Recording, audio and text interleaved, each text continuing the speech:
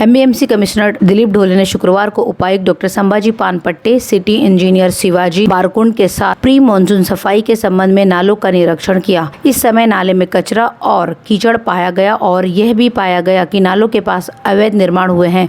वास्तव में नगरपालिका के विकास नियंत्रण नियमों में भी क्रीक और प्राकृतिक क्रीक के कारण सीआरजेड में निर्माण नहीं किया जा सकता है। हालांकि मीरा भाईंदर में कचरे का डंपिंग और मल का निर्वहन जारी है, लेकिन गंभीर बात यह है कि इसे अवैध रूप से भर कर निर्माण किया जाता है। इसके अलावा निर्माण विभाग और कुछ राजनेताओं ने करोड़ों रुपए की लागत से ढलाने और कंक्रीट की दीवारों को सकरा कर दिया है, लेकिन प्रशासन द्वारा इस पर ध्यान नहीं दिया जा रहा है। ढलाने इन सभी प्रकार के कारणों से शहर में ढलाने, लताएं और नालियां सक्रिय हो गई हैं और पानी के निकास में बाधा हो रही है। एमबीएमसी कमिश्नर दिलीप ढोले ने कहा है कि शहर में पुनरावृत्ति को रोकने के लिए प्राकृतिक धाराएं, लताओं और खाड़ियों की सुरक्षा की जाएगी और क्षेत्र में कोई भी अतिक्रमण बर्दाश्त नहीं किया जाएगा। इस कार्य से संबंधित अधिकारियों को हमने ऐसा आदेश दिया है और यदि कोई इसका उल्लंघन करता है तो कार्रवाई की जाएगी। मलबा भराव, अतिक्रमण हटाया जाएगा। मानसून से पहले सभी नालों की साफ सफाई करने का आदेश हमने दिया है। 17 साल पहले मीरा रोड पर एक ज्वेलर की दुकान से 30 लाख रुपए के गहने लूटने के बाद फरार हुए आरोपी को क्राइम ब्रांच ने गिरफ्तार कर लिया है। मुंशी सिंह और दीप सिंह को भिवंडी से गिरफ्तार किया है। मीरा रोड में भारतीय ज्वेलर की दुकान 2004 के शुरुआत में ही लूट ली गई थी। लुटेरों ने बंदूकों और चाकुओं से सुरक्षा गार्ड को धमकाया था और दुकान में लोहे की तस्करी की और सोने चांदी के साथ साथ नकदी 30 लाख रुपए की भी लूट की थी। तब मीरा रोड पुलिस स्टेशन में यह मामला दर्ज किया गया था। मुंशी सिंह तब से फरार था। सूचना के आधार पर क्राइम ब्रांच की टीम ने एक जाल बिछाया और मुंशी सिंह को भिवंडी से गिरफ्तार कर लिया। मुंशी सिंह सराय में एक डाकू था और उसके खिलाफ विभिन्न थानों में चोरी, हत्या, डकैती के जैसे विभिन्न मामले दर्ज किए गए थे। उसके खिलाफ महाराष्ट्र संगठित अपराध नियंत्रण अधिनियम 1999 के तहत मौका अधिनियम के तहत कार्रवाई की जाएगी।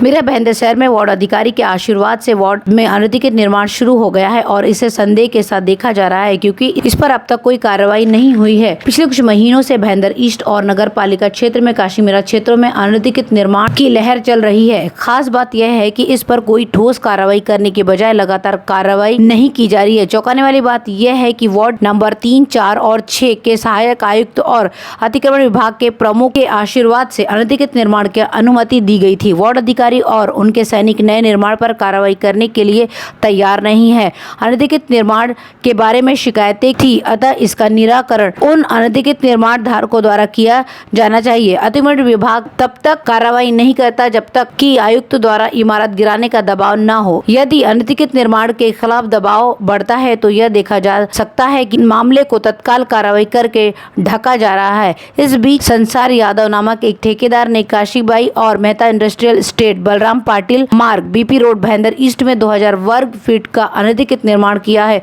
जो वार्ड 3 की सीमा के भीतर तक पाल बिल्डिंग के सामने आता है।